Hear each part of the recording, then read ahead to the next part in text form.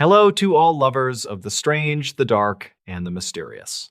If you enjoy stories that send chills down your spine and keep you awake at night, get ready, because this one, oh yes, this one is truly something else. The stories. Never open the locker marked staff only at this pool. It was reported that an old community pool kept one locker sealed during every shift, which matched the warning painted on its door. Local staff claim the warning came from an incident in the early 2010s that never made public records. On a warm morning in late July 2019, a 28-year-old lifeguard named Rylan Keene started his first full weekend shift. He worked part-time at the pool while finishing a safety certification course, and he had a simple plan that day. He wanted to close early, finish his paperwork, and head home before the evening rush. The pool sat near a quiet suburb, and most regular visitors arrived with kids who stayed close to the shallow end. Rylan checked the schedule board, then walked along the lockers behind the staff counter while sipping a cheap canned coffee. He noticed a metal locker that looked older than the rest, and its front carried the words "Staff Only" in faded red paint. The manager had already mentioned the locker during training, stating that nobody should open it since the last documented key went missing years earlier. Reports from retired employees suggested the door once belonged to the maintenance area, although the structure behind it had been remodeled in 2008. Rylan always thought the story was exaggerated to keep kids from sneaking inside. That morning, he heard a dull rattle from the locker, which felt unusual since no one stored equipment there. He tapped the metal surface with two knuckles and heard something shift inside. He looked around the empty hallway and said quietly, "Anyone stuck in there?" which made no sense because the locker was too narrow for a person. The sound stopped, then a faint thud followed, which tightened the idea that maybe an animal had crawled in through the back. Rylan fetched a flashlight from the front desk and returned to inspect the vent near the locker base. Dust coated the grate, and nothing suggested active airflow. He crouched lower but noticed a small slip of paper on the floor, folded twice with the edges stiff from moisture. It looked recently placed and carried a quick note reading, "Check logs before closing time." The handwriting looked rushed, and he recognized none of the staff who wrote like that. He placed the note in his pocket and opened the office drawer where old incident binders were kept. The logs from 2011 through 2014 were thin, while the binder labeled 2015 through 2017 held several handwritten entries from night shifts.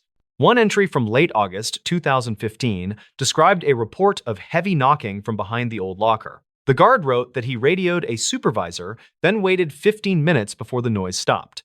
Another entry from early June 2017 mentioned a staffer who claimed to hear a voice calling for help from inside the wall. The supervisor at the time marked both events as unverified due to limited evidence. Rylan read further and found an archived maintenance note claiming the original access hallway behind the locker had been closed after a small structural collapse in 2010. Workers sealed the area with sheet metal and advised future crews to avoid disturbing it. The description matched the dimensions of the locker, so it seemed the locker mostly existed to cover the patch. Before he could finish the binder, a regular swimmer named Tala Pembry approached the desk to ask about the lap lane schedule. She was in her 40s and visited nearly every morning. She noticed the binder and said, "You checking the old disturbance files," which caught him by surprise because he had not mentioned anything. She explained that she swam here in 2010 when the collapse happened. She remembered a construction light falling behind the wall and a worker yelling that someone was still inside the hallway. Tala claimed she never heard what happened afterward, and she said the staff acted nervous for weeks. Rylan asked what she remembered about the worker. She paused, then said, "He was young, maybe early 20s, before walking toward the changing rooms." Her voice shook slightly, as if she had debated sharing more. He returned to the hallway with the locker and listened again. There was no sound now, only the faint buzz of old fluorescent bulbs. He reached for the handle and felt a cold vibration that did not match the ambient temperature. He stepped back and considered calling the manager, but he knew the manager would say it was nothing more than old pipes. Rylan spent the next hour monitoring the pool and checking the locker during each sweep. At 2 in the afternoon, the note in his pocket felt heavier somehow. He unfolded it again and noticed that the ink looked smeared, almost as if the message had been written minutes earlier rather than hours ago. He checked the front desk computer for any digital archive of maintenance calls near that structure. The system showed a report from 2019, only 4 months old, where a staff member logged hearing metal scraping behind the locker. The entry stated that the scraping stopped when they stepped closer. Later that afternoon, an older groundskeeper named Ward Leston entered the office to collect spare filters. Ward had worked there for more than 15 years and kept a quiet personality. Ryland decided to ask him directly about the locker. Ward froze for a second, then said, "Leave that alone. Someone got hurt behind that door long ago, and the place never settled right." He refused to explain further and left with the filters without another word. With every hour passing, the hallway felt heavier, as if the air thickened around the locker. Around 5:30, the pool emptied, and a soft tapping came from the metal door. Ryland tightened his grip on the flashlight and said, "If there is an animal inside, I have to check before closing." The tapping shifted into a sliding sound, as if something moved downward. He leaned close and whispered, "Do you need help?" which felt ridiculous, but came out naturally. To his shock, a weak voice answered through the thin panel. It sounded like a scared young man saying, "I am stuck in the hall," followed by a strained cough. Ryland jumped back, then approached again and said, "I will get help. Stay calm." He ran toward the maintenance shed and grabbed a crowbar, then returned with his pulse racing. He wedged the tool under the corner and pried, expecting the metal to bend easily. Instead, the locker door lifted sharply on its own, almost like someone had tugged it from the inside. A sharp burst of cold air hit his face as the door cracked open by less than an inch. He pointed the flashlight through the gap and saw a narrow cavity behind the metal panel. It looked like an old service corridor lined with dusty concrete. At the far end, he spotted a reflective surface that resembled a safety vest, and the faint voice called again, saying, "Please pull me out." The corridor seemed impossibly deep compared to the thickness of the wall, which caused him to recoil in confusion. Seconds later, his radio crackled by itself with heavy static that drowned all pool noise. The corridor darkened as if an unseen shadow moved closer, and the vest shape disappeared completely.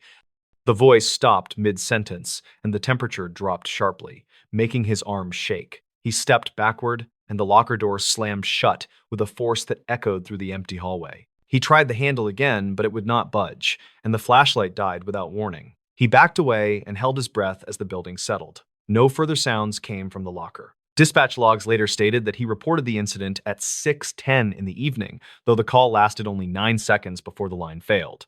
Management inspected the locker the next morning, but found no evidence of a corridor or any exposed space. They claimed the interior showed only plywood backing and sealed insulation. Ryland insisted on what he saw, but the staff reminded him that the structure behind the locker had been permanently filled. He wrote a full report, which was stored with older, unexplained events. Weeks later, a former construction worker visited the pool to repair a broken gate. When Ryland described the voice, the worker asked if it sounded like a man named Astor Holt, who went missing during the 2010 collapse. Records suggested he entered the service hall before the accident, though recovery teams never found him. The worker whispered that some crews believed the hall never sealed completely, and the pool carried echoes from that gap.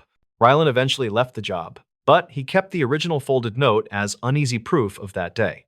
The locker remains bolted shut, and new staff are told the same warning he once ignored. Some visitors claim they still hear tapping near closing time, though it stops the moment anyone acknowledges it. For anyone walking those quiet hallways, the warning on the locker remains clear. Never open the locker marked staff only at this pool. The stories. Why the police sealed off this roadside chapel.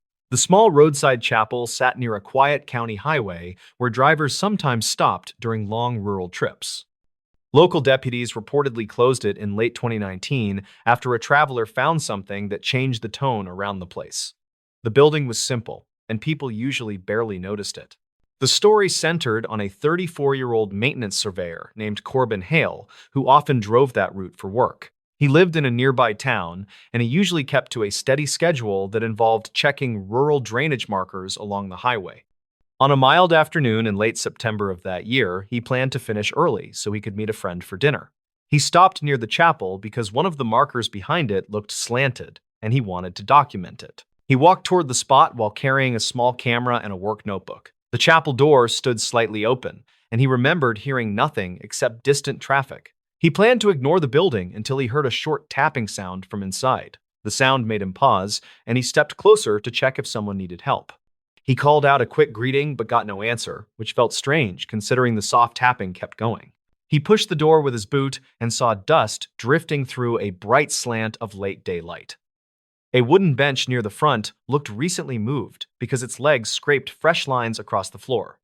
The tapping came from deeper inside the room, which held only simple furniture and a small cross fixed above a shelf. Corbin noticed a backpack sitting beside the far wall, which did not belong to anyone he had seen earlier. He stepped in and recorded a short clip on his camera to document the scene. The tapping stopped once he moved toward the backpack. He felt uneasy, which he later described in a written statement to deputies. He returned outside and found a driver who had pulled over to check a map. That driver, named Rhea Dunford, told police she had been there roughly 10 minutes and saw no one enter or exit the chapel. She agreed to wait while Corbin called the non-emergency line to report an unattended bag because he worried about possible travelers who might need help. Deputies arrived 20 minutes later, according to their logs, and inspected the chapel with measured caution. Inside the bag, they found a wallet and an old flip phone plus a folded printed photo of the chapel. The photo looked like it had been taken years earlier because the paint on the door in that image was a different shade. The wallet held no cards, and the phone battery was nearly dead, but it powered on long enough for one deputy to see 3 saved video clips. Those clips showed brief shots of the chapel interior taken during different seasons, which suggested someone had visited repeatedly.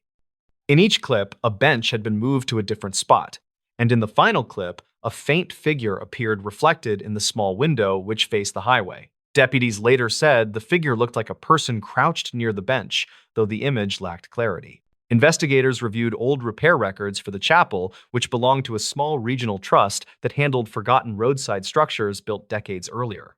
The trust produced a file showing a volunteer caretaker named Myron Keats, who went missing in early 2009 during a routine supply run. His last note mentioned stopping at the chapel to drop off paint. No clear link existed between his disappearance and the backpack, except the printed photo which matched the photography style in a few older trust documents. Investigators searched local archives for any reported visits after his disappearance and found a single entry in 2015 from a driver who claimed to see a man moving a bench inside at dusk. That report named no suspect, and the driver never returned follow-up calls. Deputies used the phone clips to frame their timeline and interviewed residents who passed through the area before the chapel closure. One witness, named Avery Lorne, recalled seeing a tired-looking man near the highway in early 2017 carrying what seemed like paint supplies. She described him as quiet and focused on the chapel path. Her statement matched the trust note, which strengthened the idea that someone remained connected to the building for years. Investigators also compared the fresh scrape marks on the floor with older photos taken by trust volunteers. Those older photos showed the bench in fixed positions, which suggested someone had moved it repeatedly in recent months.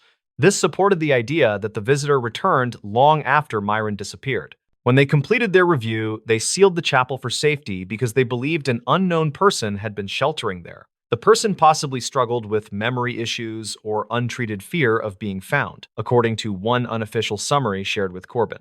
They suspected the tapping sound came from the bench shifting under slight pressure, which fit with his description.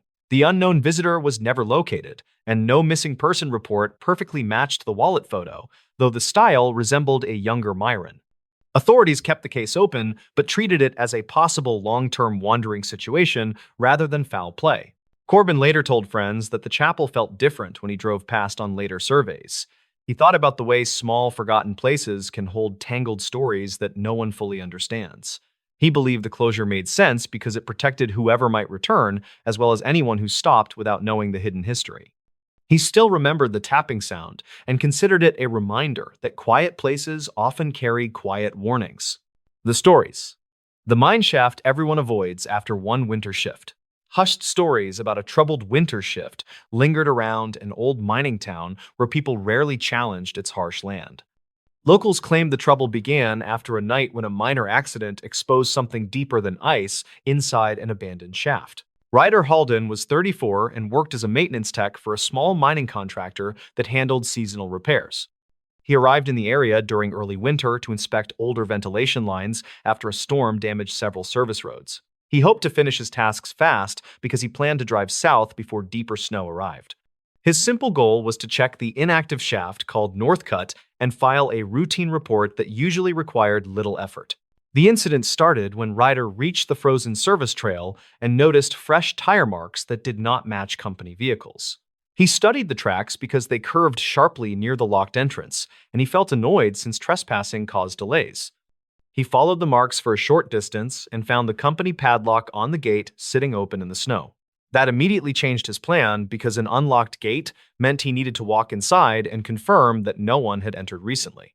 The complication grew once he stepped into the dim first chamber and heard a steady tapping sound echoing from deeper tunnels. Ryder paused because the mine had been inactive for more than 10 years, according to archived maintenance logs stored in the base office.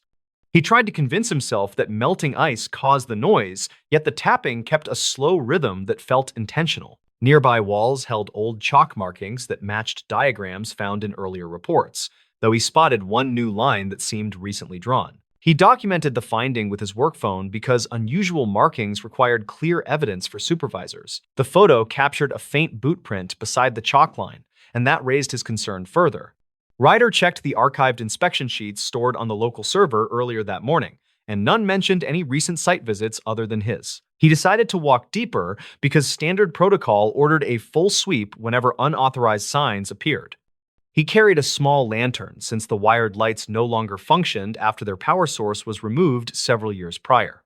During his investigation, he followed the tapping while keeping his pace slow, and he noticed the pattern shift whenever he stopped moving. Ryder wondered if frozen beams strained under winter pressure, yet the sound seemed too controlled to match structural stress. The tunnel floor held dusty rail tracks once used for small carts, and he saw scattered debris that did not appear in previous photos taken during a 2018 inspection. Among the pieces, he noticed a bent metal badge with faded lettering that seemed older than the shutdown date. He recorded its location because older equipment sometimes surfaced during thaw periods, and supervisors liked accurate notes. The tapping finally ceased near a narrow drop that led to a secondary shaft called split turn, according to age diagrams. Ryder checked archived calls from the company emergency line on his tablet because the area once hosted minor cave-ins, and he found one brief report from 2009 that mentioned a missing day laborer whose case ended without clear closure. The record did not list a name, and Ryder assumed it was a typical incomplete file from seasonal hiring cycles. Still, the timing of the tapping felt too strange and forced him to rethink his assumptions about the site. He crouched near the drop and shined his lantern downward, where he spotted a small fabric scrap wedged between two beams. The scrap looked newer than the surrounding decay, and he recognized the color because it matched safety jackets issued during recent winter shifts at the company depot. Ryder felt uneasy because no crew members reported missing gear that month, and the depot logs showed no issued jackets beyond standard signouts. He reached for the scrap carefully and noticed dried dirt on its underside, along with faint char marks that resembled contact with a heated surface. As he studied the scrap, a distant metallic clang echoed from behind him, which made him turn quickly. Ryder called out for any possible trespasser, and his voice bounced through the tunnels without a reply. He replayed earlier photos on his phone to compare debris positions, and he realized a thin wooden plank on the floor behind him now leaned at a sharper angle. He felt certain he did not touch it earlier, so he took another photo, planning to discuss it with security because possible movement indicated human presence or shifting beams. Ryder climbed out of the narrow section and moved toward the first chamber, using the lantern to check each corner. On the way, he discovered a shallow scrape on the wall that looked freshly made, and the chalky dust sat loose on the ground below it. He checked his steps carefully because he wanted to avoid contaminating the scene before proper documentation. He snapped a photo and noted its timestamp for supervisors, who required clear tracking of each entry detail. As he reached the first chamber, the cold air felt sharper and carried a faint burnt scent that had not been present earlier. Ryder scanned the floor for heat sources but found only patches of frost that melted near the gate. He felt confused because the temperature should have dropped consistently inside an inactive shaft during winter storms. His attention returned to the open padlock because fresh scarring around its hinge suggested someone forced it quickly rather than using a key. He stepped outside and followed the tire tracks up the service trail. The sun hung low and gave the snow an orange tint that made details easier to spot. Ryder found a second set of prints beside the tire marks, which looked like boots with shallow tread, and the stride pattern suggested a slow walk. He recorded this because incidents involving unauthorized visitors required complete documentation for liability protection. The prints led toward a bend where the snow deepened around an old equipment shed with a cracked metal roof. At the shed, he found the door slightly ajar and signs of recent activity like disturbed dust and dragged footprints. Ryder pushed the door open and found a large portable heater tipped on its side with a melted patch around its vent. The heater model matched units removed from service years earlier due to overheating risks, and he knew they remained stored at a warehouse miles away. Ryder checked the shed floor and found more scraps of the same jacket material he collected earlier, which suggested a link to the heater incident. Tapping returned faintly from the direction of the mine, which forced him to choose between returning to safety or completing his sweep. He paused because protocol permitted retreat when structural risks arose, yet he believed the evidence required a clearer connection. Ryder replayed the metallic clang in his mind and concluded that the noise did not match natural stress shifts. He walked back toward the gate with steady steps while comparing earlier tire tracks to ensure no new marks appeared during his absence. Inside the chamber again, Ryder traced the tapping to a side tunnel sealed during the 2009 incident mentioned in archived calls. The seal consisted of old boards nailed across the tunnel mouth, yet one board sagged as if recently disturbed. He lifted his lantern and saw soot on the edges that resembled the heater melt pattern from the shed. Ryder removed gloves and checked the temperature of the soot but found it cold, which meant the disturbance happened earlier. Behind the boards, he noticed another chalk mark shaped like a short horizontal line above a circle. He tried to recall earlier diagrams and realized this symbol appeared in a forgotten annex report describing temporary holding zones used for equipment staging. Ryder removed a loose board and peered into the dark opening where he saw a narrow pit with metal fragments scattered along its base. Among them, he saw a torn patch of the same jacket color that seemed older with deeper dirt embedded in its fibers. He lowered his lantern deeper and noticed something else. A structural support beam bore a fresh dent shaped like the corner of a heater casing. He understood then that someone tried to use older gear to heat part of the tunnel, possibly to locate or free something buried under the pit. This linked the heater scrap, soot marks, and scorch on the jacket pieces into a single sequence, suggesting a recent search attempt. Ryder backed away because he realized the person or people involved might still be nearby. Before leaving, he noticed his lantern flicker and then regain strength. The tapping stopped again, which heightened his urgency. Ryder stepped out into the open trail and felt the frozen wind strike harder as he reached his truck. He contacted dispatch and requested a site lockdown due to signs of unauthorized entry and possible hazardous activity. Dispatch promised to send a team after sunrise, since travel remained dangerous during heavy winter. A follow-up investigation reportedly found additional heater fragments inside the shed, along with prints that matched no employees. Witness statements from nearby residents mentioned a person seen in a bright jacket entering the service trail 2 nights earlier. No one confirmed the identity, and footage from an old roadside camera offered only a blurred outline walking toward the gate. The pit area remained sealed after teams scanned it with ground sensors that detected minor voids but no confirmed remains or trapped equipment. Ryder later reviewed his photos and noted that the chalk symbol above the circle matched older maps that marked forgotten test zones unrelated to recorded accidents. Supervisors concluded that someone might have misinterpreted the old reports and attempted an unapproved search inside the shaft. They reinforced the gate and added warning signs that urged people to avoid the trail during winter shifts. To this day, the mine shaft remains closed, and locals still talk about the tapping that drifted through it that season. Ryder kept his notes stored on his tablet because he believed the sounds came from shifting beams rather than any hidden person. Yet he understood why others felt uneasy when passing that trail, especially when winter storms made the land crack and echo in unpredictable ways. The stories. The fisherman who kept hearing his name over the radio. Evan Carr spent most mornings on the narrow inlet where the water carried old radio chatter from nearby boats. Local crews reported that odd transmissions sometimes drifted through that stretch, and many believed they came from abandoned gear left after storms. He treated those stories like tired dock rumors until one calm morning changed his thinking. Evan was 38 and worked as a small-scale fisherman who supplied a few markets inland. He kept his aluminum skiff tied near the inlet because the currents stayed gentle and the tides rarely pushed hard. He headed out around sunrise on a day in early summer 2019 with a simple goal to check crab pots he set the night before. He liked the quiet and usually ignored the static coming from his battered radio. He started the motor, then steered toward his first buoy, while soft wind pushed light ripples across the inlet. He reached for his thermos when the radio cracked with a burst sharper than usual, which made him pause. Static hissed for several seconds, then a faint voice said his name with a slow, careful tone. It sounded like a person trying to speak through heavy interference. Evan thought it came from a nearby boat because signals often bounced across the water in unpredictable ways. He looked around but saw empty shoreline and one distant trawler that was already moving toward deeper water. The voice repeated his name with the same drawn-out sound, and he felt a sudden cold weight that did not match the warm morning. He tried to answer, but the radio only returned a faint hum that flicked in and out like something powered by a weak battery. He shut the radio off to reset it, then turned it back on, hoping the strange signal would vanish. Instead, he heard a low, rhythmic tapping that reminded him of someone hitting a metal hull in slow, measured beats. Evan finished checking the first pot, but his focus kept drifting to the radio because the voice carried a dull echo that felt unnatural. He tied the pot and planned to finish the rest quickly so he could return to shore where he hoped to test the antenna.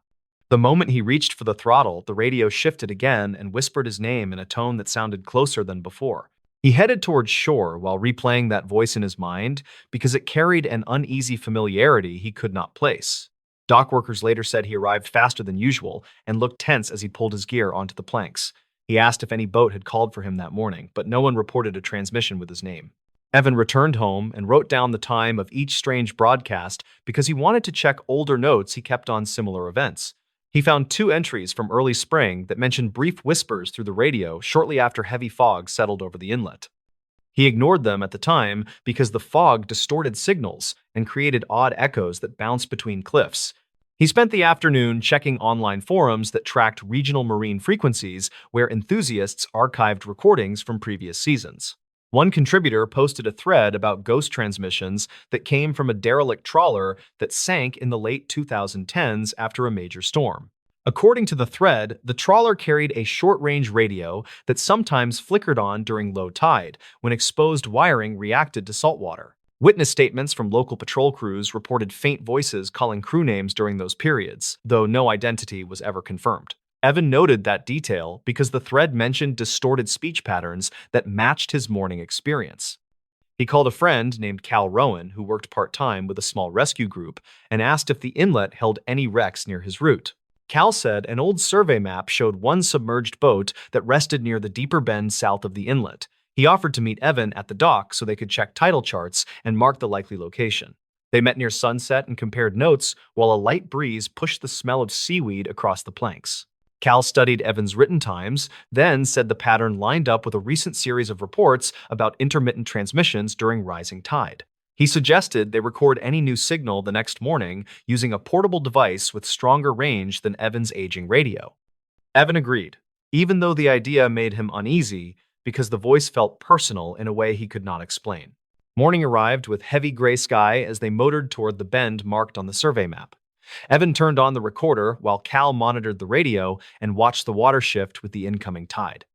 They waited for several minutes before a burst of static cracked through the speaker with a sharp rise that made both men flinch. The voice spoke again and said Evan's name with a tone that now carried a clipped urgency. Cal looked at the recorder, then stared toward the bend because the voice sounded as if it came from somewhere below the surface. Evan gripped the wheel and tried to steady his breathing because something in the tone reminded him of an old coworker who vanished years earlier during a late-season crossing.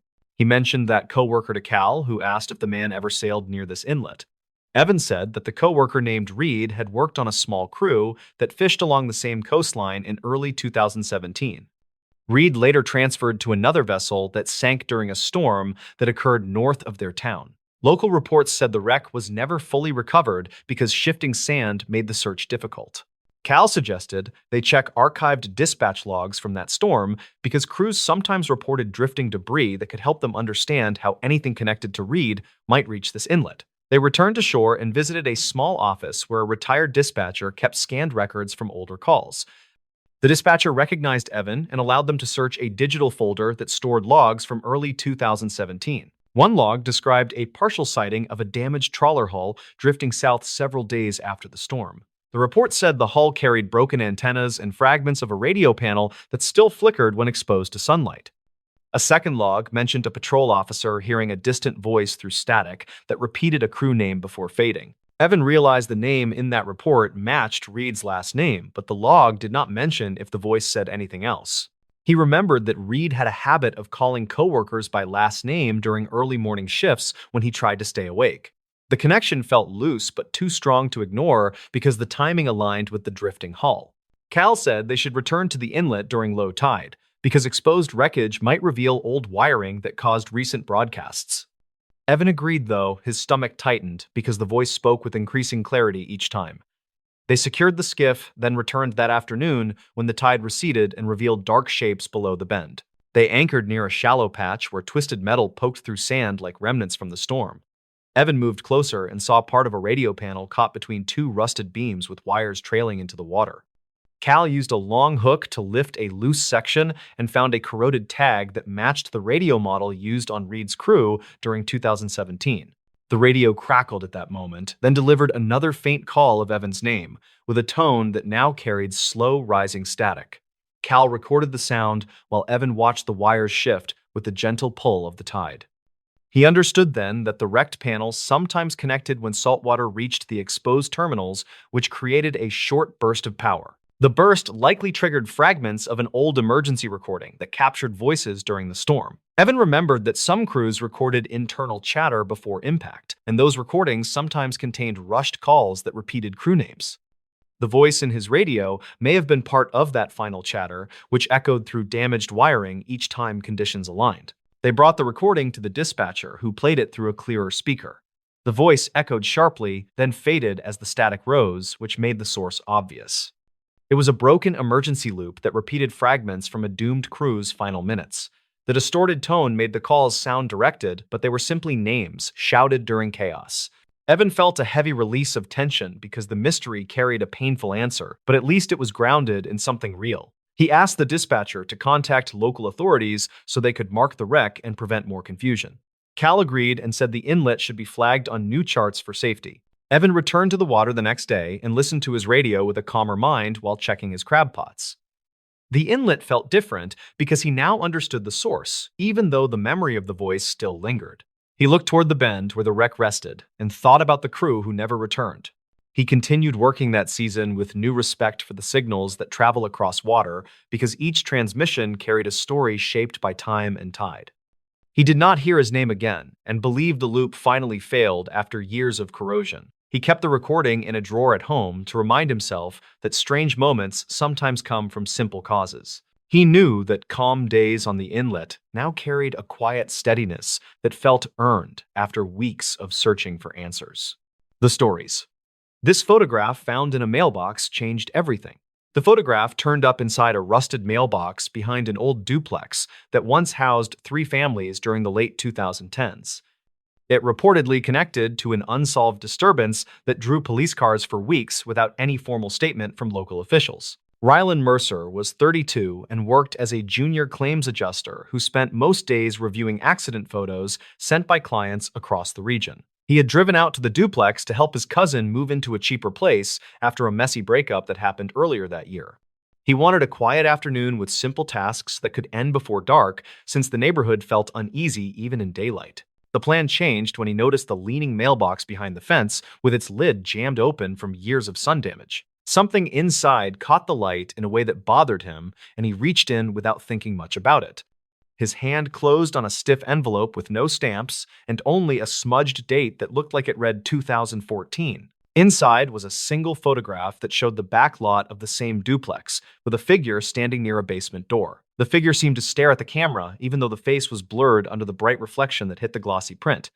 A handwritten note on the bottom edge read, "He never left," and the words felt rushed, as if written during real fear. Ryland showed the photo to his cousin, who shrugged and said the basement had been locked for years due to repeated flooding. His cousin had heard faint stories from the previous tenant, who claimed someone used to sleep down there during colder months. Nothing in the story felt sharp enough to explain the strange energy captured in the photograph. Ryland slipped the photo in his backpack, then walked around the duplex yard for a better look at the angle shown in the print. He matched the line of the fence and the shadows from a nearby power pole until he reached the exact spot where the unknown person once stood. His phone timestamp showed late afternoon, yet a sudden chill moved through the air even though the day had been warm. He took a quick photo of the canal behind the duplex to document conditions since he handled evidence types for work and trusted that habit. Something shifted behind the basement door, and he stepped back while telling himself it was only loose wood pushed by the wind. The handle rattled once, which unsettled him more than he expected. A neighbor named Corby Henshaw walked out from the adjacent unit and asked if Rylan was looking for the old inspector who used to check the lot. Corby looked about 50 and carried a half-empty grocery bag that gave off a faint scent of detergent and onions.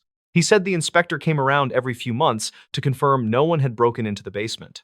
Rylan showed Corby the photo, and the man stiffened before saying he recognized the reflection pattern on the figure's jacket. Corby claimed the image matched a maintenance worker named Talon Griggs, who vanished from the property in late 2014. According to Corby, the disappearance never gained attention because Talon was young and moved often without telling anyone. Rylan asked if police ever searched the duplex, but Corby said they mostly checked paperwork, then suggested Talon left town for seasonal work. Corby lowered his voice and explained that several tenants reported hearing dragging sounds under the floor during storms after Talon went missing. Rylan listened with growing concern because the basement clearly leaked heavily and could hide debris without much notice. He returned to the basement door and studied the warped wood for any sign of fresh marks that might show recent attempts to enter. A faint groove near the latch suggested someone had slipped a tool inside within the last few months. His job trained him to recognize forced entry signs even when the damage seemed minor. Rylan decided to search public records at the small municipal office across town to see if any maintenance reports mentioned Talon. An older clerk named Mavis Kelter helped him check archived building logs that covered routine inspections and emergency calls. She located a brief entry from late 2014 stating that the maintenance worker assigned to the duplex never completed his shift. The entry ended with a note about a tenant hearing a loud crash near the canal path behind the property that same evening. No follow-up report existed, which troubled Rylan because something clearly disrupted the worker's schedule. Mavis encouraged Rylan to check the microfilm station since older incident summaries sometimes went unprocessed in the main system. He scrolled through grainy reels until a short police dispatch log from early the next morning appeared with a simple description of possible trespasser behind duplex. The log ended without resolution, yet two initials of responding officers matched names Rylan recognized from regional accident investigations. It remained unclear why the officers never wrote a complete summary. Rylan contacted a former coworker who now handled risk assessments for vacant structures and asked if he recalled any issues near that duplex.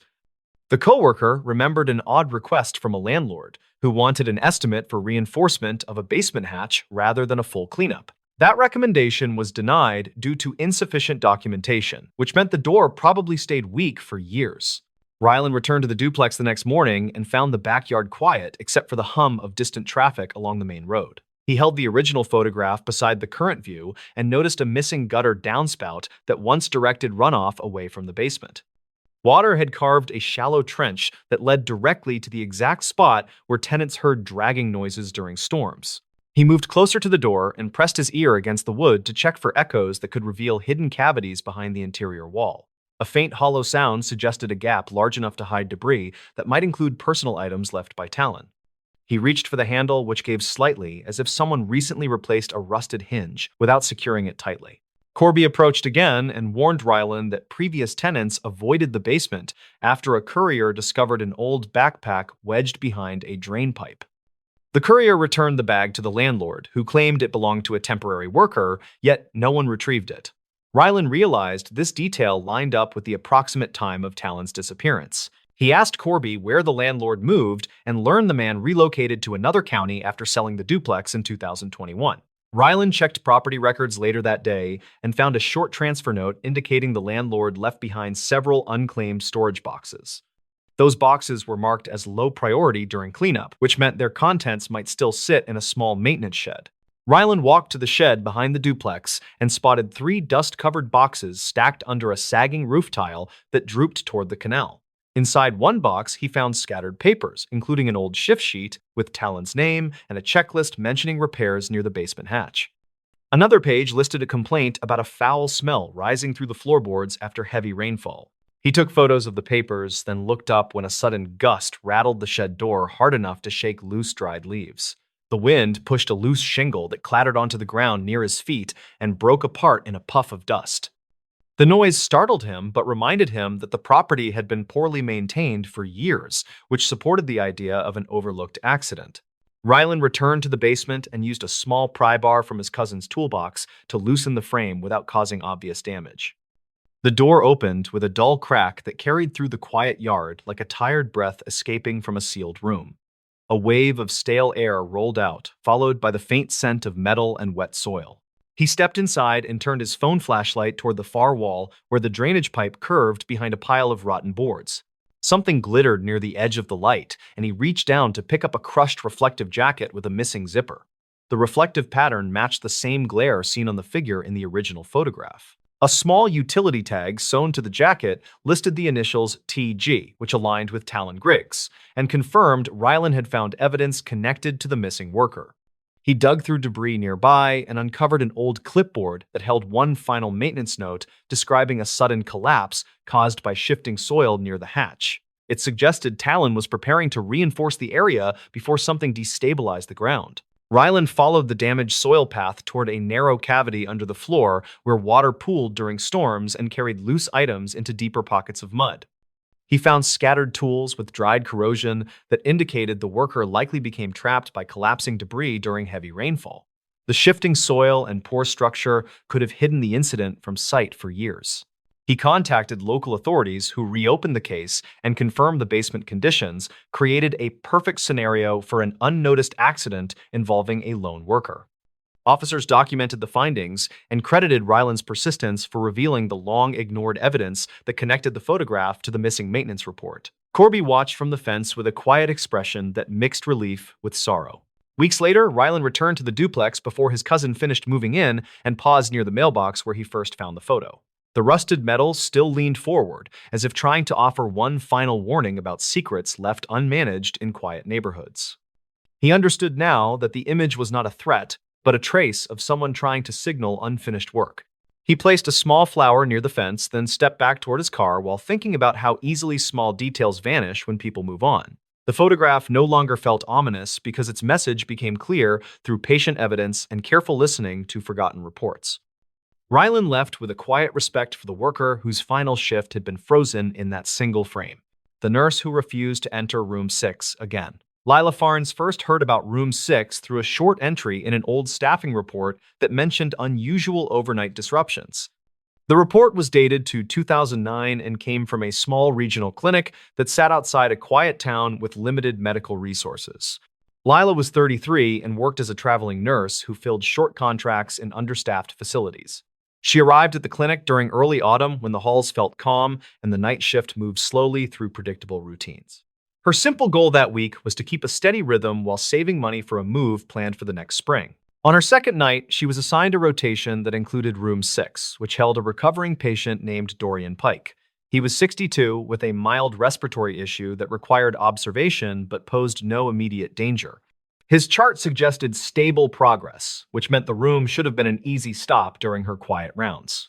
The incident began when Lila stepped inside the room and noticed a faint tapping sound that seemed to come from the wall near the bed.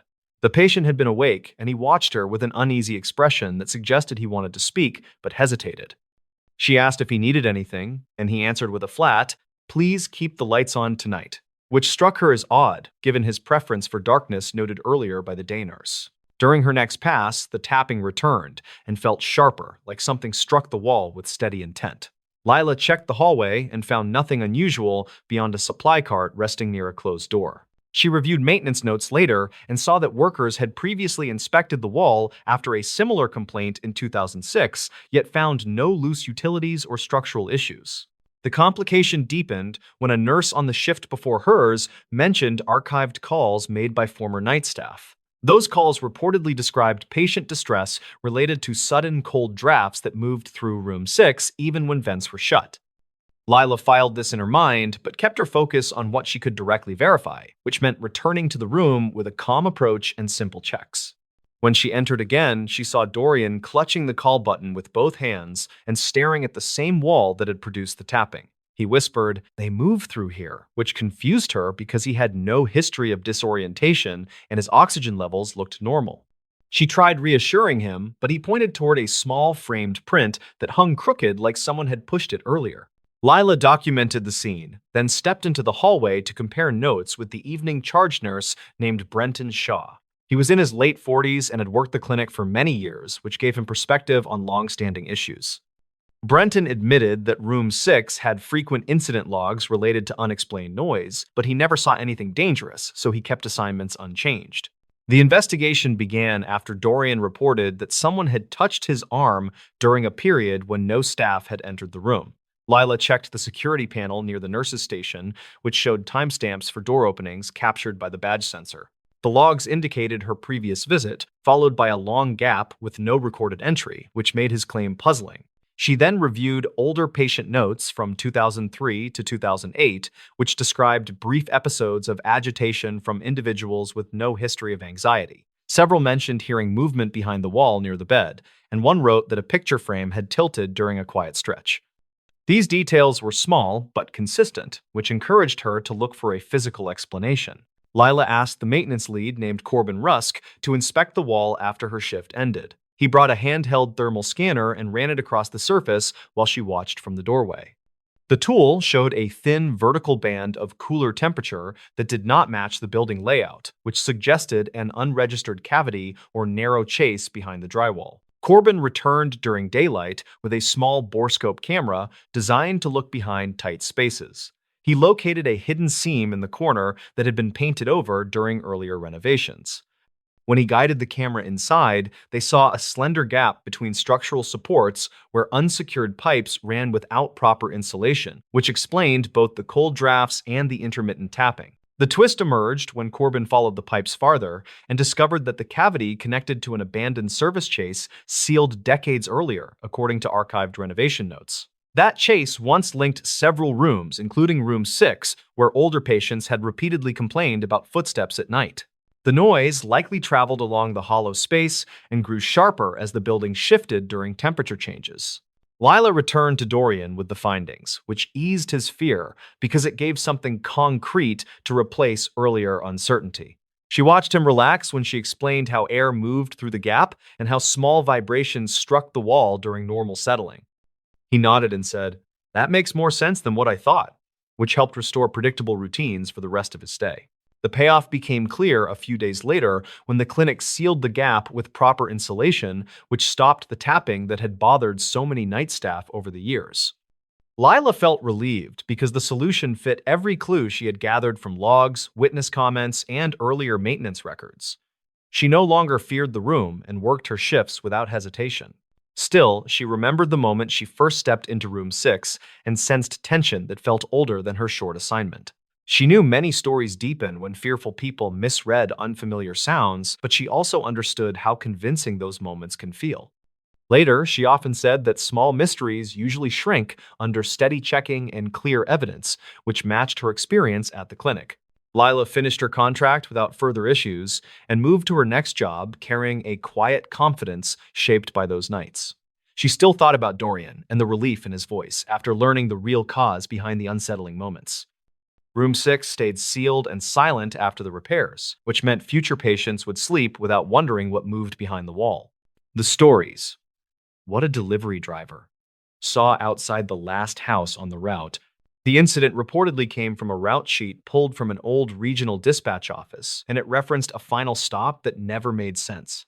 The archived note mentioned a driver who claimed someone waited outside the last house even after the street was cleared. Rylan Mercer was 32 and worked as a delivery driver for a regional shipping line that handled late evening drop-offs. He lived in a small rented place near a quiet highway spur and tried to keep his nights predictable. He clocked in around sunset and followed the route grid until everything on the manifest was scanned. He liked that rhythm and needed the extra hours after rising fuel prices drained his budget. The night that changed him came in early autumn of 2019 when a mild drizzle pushed across the county roads. His simple goal was to clear the last 4 stops before 9 so he could get home. The final house sat at the far edge of a sparsely built neighborhood where new construction had stalled after funding issues slowed development. Rylan reached the second-to-last stop without trouble and scanned the small parcel while a porch light flickered behind the occupant. He waved, returned to his truck, and checked the tablet. The final address displayed a short note that read, "Gate partially damaged. Approach with caution." He thought it sounded dramatic, but he kept moving because delays meant more paperwork. The dirt road to the final house felt different because the gravel ruts were deeper than they looked on satellite maps. His tires shook through the uneven track, and he slowed so the cargo would not shift. He remembered the drizzle turning into a steady fall that made the old fence lines appear faded. His truck headlights cut across the trees while the route timer beeped. The house came into view as a single-story structure with siding worn by years of heat. An old pickup sat beside the carport with its door cracked open like someone left in a hurry. Rylan stepped out, grabbed the padded envelope, and noticed a figure standing near the tree line. The person faced the house and barely moved. Rylan called out because it seemed natural. The figure did not answer. He felt uneasy, but walked toward the porch because the package needed a signature. He knocked on the weathered door and waited until a woman in her 40s answered with tired eyes that hinted at several sleepless nights. Her name was listed as Marquez, and she signed without looking away from the tree line. She whispered that someone had been standing there for 3 nights. Rylan glanced back toward the trees and saw the figure slowly turn, as if reacting to the porch light. He asked Mara if she knew who it was. She said no and explained that local deputies had driven by earlier but found no footprints. She added that her dog refused to go outside after dusk. Rylan tried to reassure her, but he felt tense when the figure stepped closer. He returned to his truck and logged the delivery while watching the silhouette move with an unusual stiffness. He noted that the figure wore a long coat that flapped in the wind, yet the shape underneath did not shift. He heard a soft tapping on his side mirror and thought it was a branch until he noticed no branches reached that far. He started the engine and pulled slightly forward. Mara called out from the porch, asking him not to leave yet because she feared the figure might approach her door again. Rylan kept the truck idling and stepped out with his phone raised.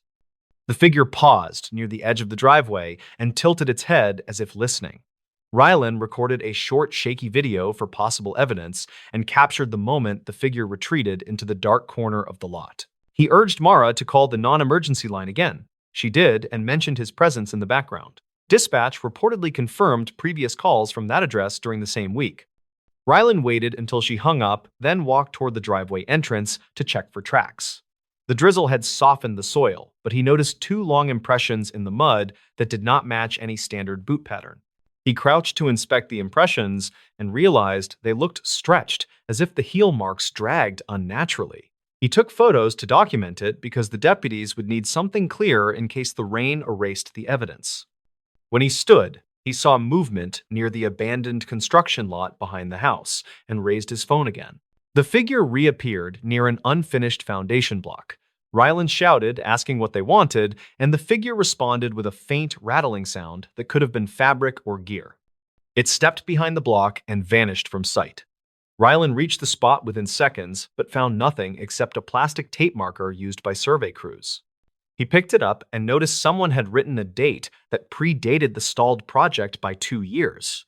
Mara approached carefully and said previous owners told her strange things about that construction lot. She reported hearing scraping sounds at night and seeing floodlights flicker without power issues. Rylan suggested checking the old project files because developers usually left public records. Mara said she tried, but half the records were archived manually before digital conversion. Rylan offered to look at the files later because he had experience sorting scanned documents from a part-time job years earlier. She thanked him and pointed to the tree line again. The figure stood there once more, closer than before, and seemed to watch them without any visible breathing motion. Rylan backed away and urged Mara to go inside. He waited in his truck until deputies arrived. They swept the area with flashlights and found nothing except the strange impressions in the mud. One deputy mentioned similar calls from another street where witnesses described a silent watcher near multiple houses. He said the figure always retreated beyond the last visible yard before vanishing in the dark. Rylan drove home late and reviewed his video. He noticed a faint reflection on the figure's coat that resembled a badge clip or small tool. He zoomed in and saw a blurred shape that matched old utility company tags from the early 2000 era. Employees sometimes wore heavy coats during winter maintenance, and older coats used reflective threading around the collar. The next day, he visited a small records desk at the county office. He asked about utility work in the stalled development. A clerk pulled a faded binder that listed crew rotations from 2001 to 2003. One name had several warnings about night shifts, where the worker logged extended hours without partner verification. A final note mentioned an unresolved disappearance during a routine inspection after a severe storm. Ryland compared the coat description from the old files to the figure in his video. The match seemed close, but not perfect. He requested access to old lot surveys and found a handwritten report describing a flagged hazard trench near the exact foundation block where the figure vanished. The report stated the trench was filled without proper inspection because storms destroyed monitoring equipment. He returned to Mara later that week and showed her the findings. She said deputies had returned twice and installed a temporary sensor light. She had not seen the figure since the previous night, but her dog still refused to approach the tree line. Rylan and Mara walked to the construction lot and checked the ground. The soil had settled unevenly, suggesting a collapse zone beneath the surface. Rylan believed the figure might be a residual impression, or a person reenacting old patterns from a job that ended abruptly. He shared the theory with Mara, and she nodded, relieved to hear something grounded rather than supernatural. They both agreed the coat and the strange movements could indicate someone reenacting a memory or suffering confusion while hiding from help. The county eventually fenced the lot after a safety inspector confirmed unstable ground. Ryland moved to a different route by winter and rarely saw the neighborhood again. He kept the video and photos in a private folder and updated dispatch about the gate note so new drivers would avoid the unstable area. He thought about the figure sometimes when rain hit the windshield during his late runs. The memory stayed sharp because the silence in that yard felt heavier than the weather. He never claimed to know the full truth, but he trusted the possibility of a confused worker returning to a familiar site. He understood that some routes go beyond simple deliveries. He believed the last house had carried a story that lingered longer than any scanned package. The stories. This park bench became the key to 5 disappearances. In many archived reports tied to a quiet suburban trail, one park bench kept showing up in every witness statement. The bench sat beside an older walking path that locals used for years, and it became the center of a strange pattern tied to 5 missing people. The story followed a 34-year-old technician named Braden Lyle, who lived a few miles from the park. He worked maintenance shifts at a small distribution center, and he often stopped by the trail after long nights on the floor. He used the spot to unwind and clear his head before heading home. His goal that morning in early autumn of 2021 was simple. He planned to sit for a few minutes and send a short message to his sister who had been asking about a ride the following weekend. Braden parked near the first turnoff, and he walked toward the bench while thinking about breakfast. The path was empty that morning, and the air felt colder than it usually did. He reached the bench, and he set his bag down while noticing fresh flowers near the base. He had seen flowers there before, but usually only 1 or 2. That morning, he counted 3 bunches, and each looked recently placed. He sat and opened his phone, and that was when he heard a faint snap behind him. He turned, but saw no one on the path.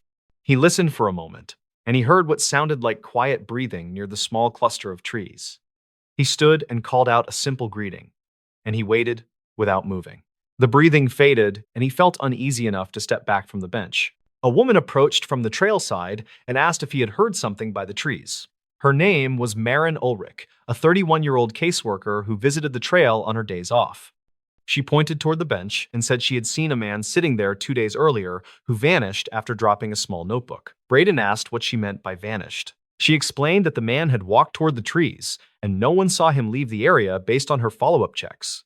Braden felt a chill and picked up his bag, and he asked if she had looked around for the notebook. She nodded and said she had found it under the bench. She kept it at home after failing to find a name inside. She told him she could bring it later if he wanted to see it, and he agreed since the story bothered him. She said she would return in an hour after finishing her walk. Braden stayed near the bench and looked around the clearing while replaying her account. The flowers suddenly felt more significant, and he remembered a local post from late 2020 that mentioned a missing runner who often paused near that same bench. He opened an archived article on his phone and saw a blurred photo of the bench with a date stamp. His stomach tightened when he noticed the same pattern of flowers near the legs. He walked closer to the tree line and saw a strip of cloth caught on a branch. He reached up and pulled it free, and he noticed faint mud streaks along the fabric. He placed it on the bench and took a photo for his own record. He had done informal volunteer searches before, and he knew documenting small clues mattered when nothing else made sense. A man in his late 50s entered the clearing and stopped near the bench. He introduced himself as Arvin Drexler, a retired surveyor who lived across the road from the trail. He asked if Braden was looking into the disappearances tied to the area. Braden said he was only trying to understand what happened near the bench. Arvin nodded and said he had seen similar details across several years, and each case started with someone stopping to rest. Arvin pointed to a narrow gap in the trees where old markers hung from metal hooks. He said the markers were part of an abandoned drainage project from the early 2010s. He explained that the project left several deep maintenance pits that were never fully filled, and he believed people may have fallen into an access point hidden under thick brush. Braden asked if he ever reported that theory. Arvin said he tried, but no one followed up due to limited staff and unclear evidence. Marin returned with the notebook in her hand, and she gave it to Braden. The cover felt worn, and several pages had faint impressions of older notes. He flipped through and found a short line written on the last page. It said, "Met them again by the bench after nightfall." The handwriting looked shaky, and the ink appeared fresh compared to the other pages. Braden asked where exactly she found it. She said it had been wedged between two boards under the far side of the bench. Arvin leaned closer and said he had never seen anyone place a notebook there, which made him think the writer returned recently. Braden felt the temperature shift and noticed a faint draft coming from the gap in the trees. He walked toward the marked area and pushed aside thick branches. Beneath the fallen brush, he found a concrete lip with rusted bolts. The ground dipped sharply, and a hollow space opened several feet below. He knelt and used his phone light to check for movement. He saw only old tools and a broken ladder, yet something about the depth made his pulse race. He called out to ask if anyone was down there. No one answered, but a weak echo carried the sound back. Marin suggested checking the other side of the pit for a safer angle. They circled the clearing, and Arvin pointed to a collapsed section of fencing that partially covered another opening. Braden cleared some branches, and he spotted a shoe near the edge. The rubber looked worn, and the sole pattern matched a detail from the runner case he had read earlier. He carefully reached for it, and he noticed dry mud around the heel. Braden asked Arvin to hold his phone while he photographed the shoe. Marin stepped back to avoid disturbing the area, and she scanned the surrounding branches for more fabric. She pointed to another strip caught on a higher limb, which matched the cloth Braden found earlier. They connected the pieces and realized someone had likely moved through the gap with enough force to tear clothing. Braden called a non-emergency line and reported the discovery. He gave general details without naming the notebook and said he believed an old maintenance pit posed danger to visitors. A dispatcher said someone would check the site later, though no estimate was given. That answer frustrated Braden, and he decided to take additional photos to support the claim. As he prepared to leave, he noticed the flowers again and realized each bunch marked dates close to older missing person reports. He photographed the flowers and compared their spacing to the article images. The match felt close enough to suggest someone used the bench as a memorial or a signal. Marin suggested the writer of the notebook might have met someone connected to those flowers, and the line about meeting them again could imply repeated encounters.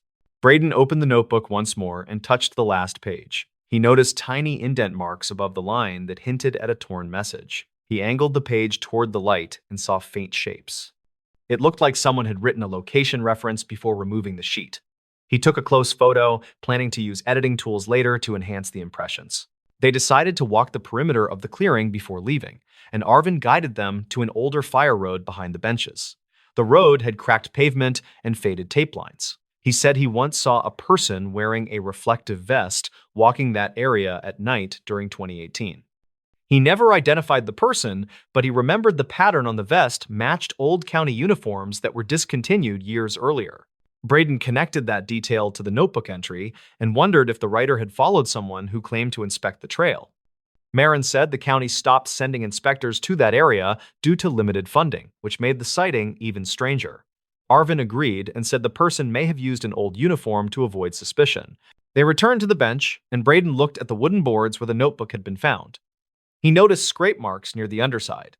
He slid a hand under the frame and found a small metal clip. It felt loose, and he pulled gently. A folded paper slipped out and landed on the ground. He unfolded it and read a short handwritten note that said, "Follow the lights near the cutoff after dark." The writing matched the notebook. Marin covered her mouth and said the message made her think someone used small lights to guide visitors toward the maintenance pit. Arvin said he once saw flickering lights near the cutoff during late 2019, but assumed they were kids playing with flashlights. Braden realized the lights may have lured curious people toward the gap. They stood silently as the idea settled. The disappearances could have been accidents caused by a hidden pit and a misleading light source. The writer of the notebook may have followed the lights and nearly fell or witnessed someone else fall. Braden suggested the writer tore out the earlier page to give it to someone, possibly a friend or an officer, yet the person never turned it in. A faint gust moved through the clearing, and Braden felt uneasy again.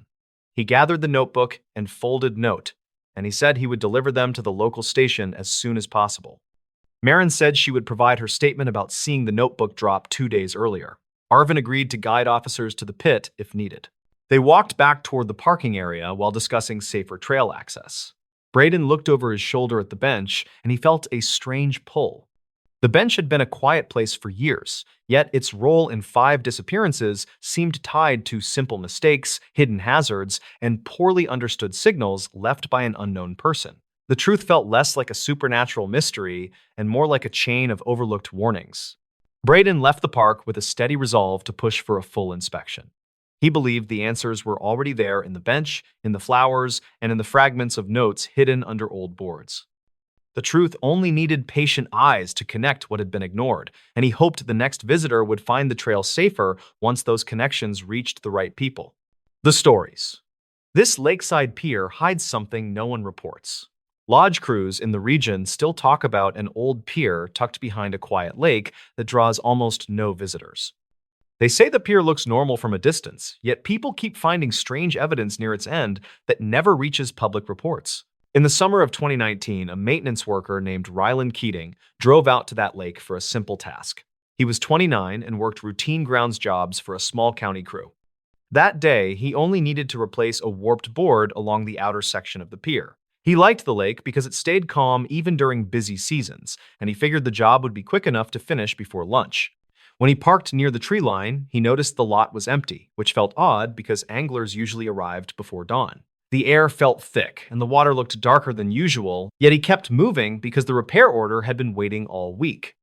He set his toolbox near the first post, then started walking along the pier to check for softboards before carrying supplies to the far section. Halfway across, he heard a short knock against the underside of the pier, which he assumed came from drifting debris. He leaned over the edge to look for logs, but saw nothing moving. The sound happened again, just 2 boards ahead, and this time he felt a faint vibration under his boots.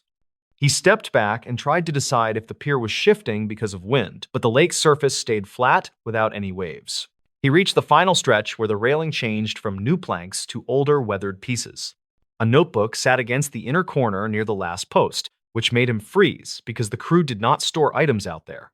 The notebook looked soaked along the edges, and several pages had stuck together. He picked it up and flipped through the front until he found a name that he did not recognize.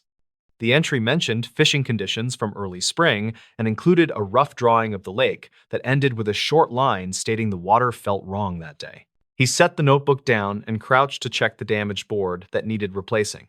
When he pulled the old plank free, he spotted a small metal badge wedged between the beams. It had no markings other than deep scratch lines that looked deliberate. The badge felt cold and heavy despite the warm morning air. He wiped away dirt, then placed it inside his shirt pocket because he wanted to check county records later. Ryland returned to his truck for the replacement board and felt uneasy during the walk back because the knocking sound continued at irregular intervals. When he reached the trunk, he noticed mud streaks on his rear bumper that did not match his earlier tracks. The streaks started near the center, then curved down toward the gravel, as if someone had leaned against the vehicle. He looked around the empty lot and called out asking if anyone needed help. No answer came back. He carried the new plank to the end of the pier and installed it quickly because he wanted to leave. While tightening the final screw, he heard a voice from the tree line near the far side of the lake. The words were hard to understand, yet the tone sounded urgent. He turned and scanned the shoreline, but saw no movement except for a faint ripple near the reeds. He stood still and waited for another sound, then heard what he thought was the same voice repeating a short phrase. The wind picked up, which carried the sound across the water in a strange pattern that made it difficult to pinpoint the source. He packed his tools and walked back toward the lot. Before reaching the shore, he noticed footprints near the first post that looked fresh. They were smaller than his boots and pressed deeply into the wood, which suggested someone had been standing there minutes earlier. He followed the prints for a short distance until they looped back toward the reeds and stopped abruptly where the boards felt damp. When Rylan returned to the office, he turned in the repair report and mentioned the found notebook and badge. His supervisor asked him to set both items on a side shelf until someone from records could examine them. That afternoon, the supervisor checked archival calls for that area and found references to an unconfirmed missing angler from early spring. The angler had signed in at the visitor kiosk but never signed out. Crews searched the lake for 2 days, then scaled back when no solid evidence surfaced. Later that week, Rylan decided to look deeper into the notebook. He flipped through more pages and discovered entries describing odd pressure changes near the pier on quiet days. One entry detailed a single ripple moving against the wind and stopping precisely under the pier. Another entry described faint tapping at night that sounded mechanical. None of the entries suggested danger, but the tone shifted in the final pages as the writer mentioned seeing a person standing near the reeds who vanished before he could wave. Rylan checked weather logs for the period mentioned in the notebook and noted a rare drop in barometric pressure that occurred without a storm. He also examined an old photo stored in his phone from a visit months earlier. In the photo, the lake looked normal, yet a small shape near the reeds reflected more light than surrounding water. He zoomed in and noticed a faint outline that resembled a shoulder above the surface. He thought it might be a lighting artifact, but decided to keep the image for reference. A week later, he returned to the lake with a coworker named Laramie Downs, who handled safety inspections. Laramie was older with years of field experience and usually dismissed odd reports, yet she agreed to help because she remembered the missing angler case. They arrived early and walked the length of the pier while checking for structural issues. Laramie tapped each beam with a small tool to test for hollow spots. When she reached the section where Rylan had found the badge, she paused because the sound changed. The beam gave a dull response, like something heavy sat under the structure. Rylan lay flat on the boards and lowered his arm to feel beneath the edge. His fingers touched a cold object that felt like metal. He reached further and pulled out a thin plate with holes drilled along one side. It looked like part of an old sonar bracket, but the lake had no recorded installations.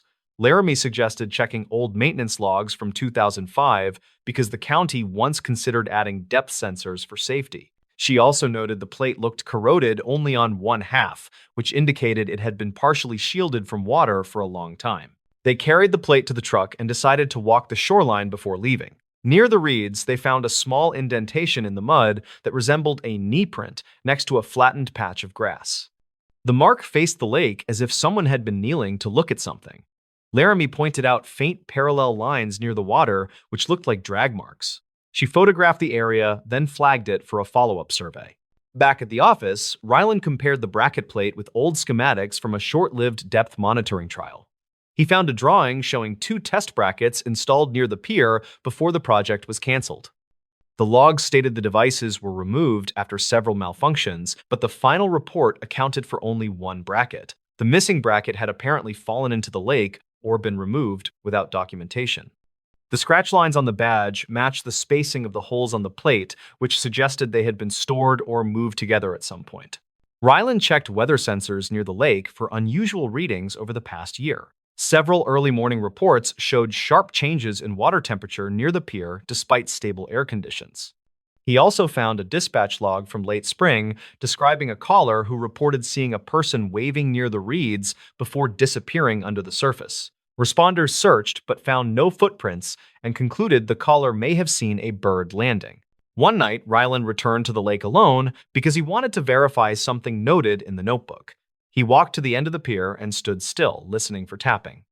The lake stayed quiet until a single knock sounded beneath the beams exactly where he had felt vibration weeks earlier. He crouched and waited, then heard a softer knock that echoed against the metal bracket he had removed. He realized the sound pattern resembled the rhythm of small waves hitting a barrier, which made little sense in calm water. He shined a flashlight into the gap where the bracket had been and saw a narrow space that opened into a small cavity under the pier. Something metallic glinted near the back wall. He reached with a long rod and pulled out a rusted hinge attached to a bent bar. The pieces looked like remnants of an improvised tool. He placed the hinge on the deck, then noticed a wet footprint forming near the end post. The shape appeared in seconds, as if someone had stepped there recently. The board around it stayed dry while the footprint darkened. Rylan backed away slowly and pointed the light at the tree line. Nothing moved, and the air stayed silent. He waited for the footprint to fade, but it held shape for several minutes before drying unevenly. He documented the scene with his phone, then left the lake without waiting for more signs. Weeks later, the county closed the pier for extended maintenance and sealed the logs from public access. The missing angler case remained unresolved, yet several notes were added stating unexplained structural anomalies had been found near the outer section. Rylan kept copies of the notebook entries and the photo of the bright shoulder shape. He never returned to the lake, but told coworkers the pier held a mix of forgotten equipment and quiet warnings that did not reach official channels. He believed the clues pointed to someone spending secret time under the structure long before the angler disappeared. He also believed the knocking he heard came from shifting metal against trapped beams rather than anything mystical. Still, the unexplained footprint remained the detail he never understood. Today, the lake sits quiet behind dense trees, and the pier shows new boards that look identical to the old ones. Locals say nothing strange happens there anymore, and officials agree. Rylan thinks the place carries its own quiet trail of missed signs, and he hopes they stay buried where they cause no more stories. The stories. What's buried beneath that motel parking lot? In 2013, a small highway motel outside a rural town gained quiet attention after workers found strange soil layers under fresh asphalt. The case never reached headlines, but locals still mention it when strange noises come from the empty lot at night. The story centers on Rylan Mercer, who was 29 and worked as a nighttime maintenance tech at the old roadside place. He lived in a small room near the supply shed and handled plumbing issues plus late check-ins during slow months. On a chilly night in early autumn, he planned to replace worn bulbs along the back walkway before closing the service desk. He walked out toward the alley where the lot met a row of overgrown trees that blocked wind from the highway. He carried a small tool bag and wanted to finish the job before storms reached the ridge. He heard gravel shift under a passing truck but ignored it and kept moving toward the flickering lights. The first incident happened when he tried to pull a ladder from storage and felt the ground dip under his feet with a dull cracking sound. He stepped back fast because the asphalt felt soft in one oddly shaped patch near an older drainage grate. He knelt with caution and pushed a screwdriver into the crack, but found soil that felt looser than normal fill. Rylan went inside and wrote a brief note about the issue, because the motel owner wanted records of every minor repair. He grabbed a flashlight and returned outside to check the area again, since guests sometimes reported old pipes vibrating under the lot. He pressed his heel against the weakened spot and felt a faint vibration that did not match normal pipe flow. The complication grew after he asked an older guest named Hollis Grant if he had heard unusual sounds during his stay. Hollis said he heard steady tapping under the pavement around midnight 2 nights earlier. He said the tapping felt rhythmic and a slow pattern that reminded him of someone knocking through thin wood. Rylan wrote the detail in his small notebook because he wanted a full record for the owner. The next morning, he looked at archived maintenance logs stored in a dusty drawer near the office printer. He found an entry from 2009 that noted settling issues under the same section of the lot without any follow-up record. The note simply said that workers filled a shallow dip with recycled asphalt after heavy rain, but never investigated deeper layers. He walked back outside and scraped away loose chunks of pavement until he reached a thin patch of older concrete mixed with cracked gravel. He noticed faint marks in the old material that looked like parallel lines spaced evenly in a pattern similar to a box lid. He pushed his flashlight beam through the cracks and saw a dark void below the thin concrete sheet. Rylan called his friend Linton Fry, who worked part-time with a local cleanup crew that handled abandoned structures. Linton arrived after lunch and helped test the hollow area with a short steel rod used for soil checks. The rod dropped several inches into the void and produced a hollow thump that sounded too sharp for natural erosion pockets. Rylan felt uneasy but wanted clear evidence before alerting the owner. They cut a small square in the weakened concrete using an old rotary tool from the supply shed. Dust scattered across gravel as the square lifted with surprising ease. Underneath was compacted dirt mixed with thin scraps of plastic that looked melted by heat. Rylan reached in and pulled out a small strip with faded printing that looked like part of a safety warning from older storage bins. The deeper investigation started when Ryland found an old photo taped inside the maintenance log he borrowed from 2009. The photo showed the lot before renovations in 2006 and included a small storage cabin that no longer existed. A handwritten note on the back said the cabin caught fire during a storm, but details were never shared with newer staff. Ryland asked the owner about it, but only received a quiet answer that the cabin was removed after a minor electrical issue. Ryland then checked archive dispatch logs stored at the county library and found a brief call from July 2006 that reported a small fire near a roadside property matching the motel's mile marker. The call mentioned unknown materials stored inside an abandoned cabin that smoldered before firefighters cleared debris. No injuries were reported, but the log said a chemical odor lingered during the cleanup. He returned to the void under the lot and dug deeper with a small garden trowel he kept for landscaping tasks. 2 inches down, he uncovered brittle wood fibers coated in a hardened black residue that smelled faintly metallic. Linton suggested the residue looked similar to burned plastic from older industrial crates. They kept digging until the trowel struck a thin metal edge shaped like a corner bracket. They widened the hole and exposed a rectangular metal frame with charred wood inside, almost like a collapsed storage box left under the ground during repaving. Ryland found a faded barcode sticker fused to the metal, but the numbers were unreadable, except for the last 3 digits, which appeared as 416. He checked supplier records from the motel office and saw older inventory tags that used long strings, ending with the same 3 digits. The tags belonged to a discontinued supplier that shipped chemical cleaning agents in reinforced boxes. The twist came when Ryland realized the rhythmic tapping reported by Hollis might connect to shifting air pockets trapped under warped metal panels. He tested the theory by placing a board over the hollow section and stepping on different spots. Each step produced a soft knock from moving metal that echoed through the buried frame. The tapping was not from a person, but from trapped panels flexing after years of underground corrosion.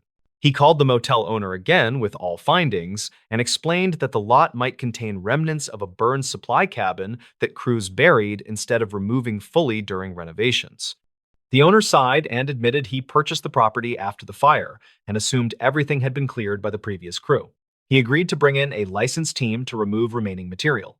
When the cleanup team started work, they found several melted storage boxes that had fused together during the 2006 fire.